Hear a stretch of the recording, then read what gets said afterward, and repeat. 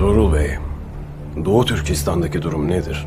Doğu Türkistan'da Türk soykırımı kaçınılmaz olarak gerçekleşecektir.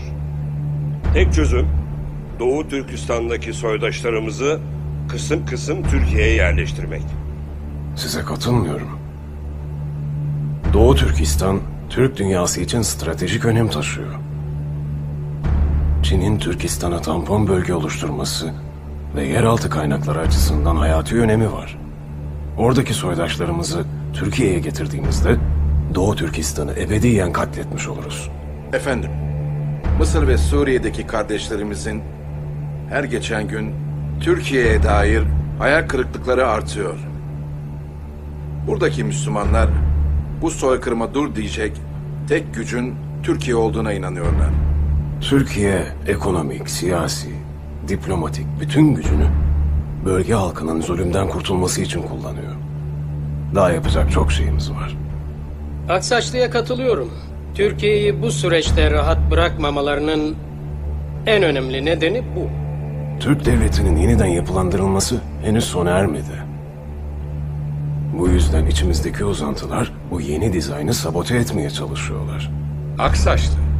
Türkiye'deki en önemli sorunlardan biri devletin itibarının aşındırılması.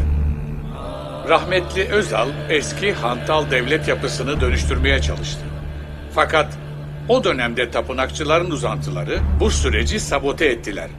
Özal'dan sonra devlet fikrini ve devleti itibarsız hale getirdiler. Toplum ilahi otoriteyi çıkarttığımızda sadece devlet otoritesi kalmıştı. Fakat ne yazık ki zamanla devlet otoritesi de dejenere edilerek toplumun inancını yok ettiler.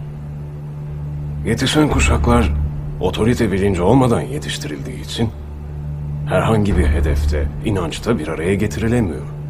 Yeni anayasa süreci bunun için önemli bir fırsat. Yeni anayasada en önemli mesele devletin işleyiş biçimi, kurumları değil, devlet fikrinin toplumda sağlam ve güven verici şekilde oluşturulması. Devlet iki temel unsurla var olur. Adalet ve güvenlik. Bunlardan biri diğerinin önüne geçmeye başladığı zaman devlete olan inanç kaybolmaya başlar. Üçüncü ve asıl önemli unsur ideal. Halkımıza birlikte yaşamak için bir ideal vermemiz lazım. Amerikan rüyasıyla Amerikalılar kendi halkına Tanrı tarafından dünyaya barış ve huzur getirmek için seçilmiş halk oldukları inancını verdiler. Biz Cumhuriyet'le birlikte küresel iddiamızdan vazgeçtik.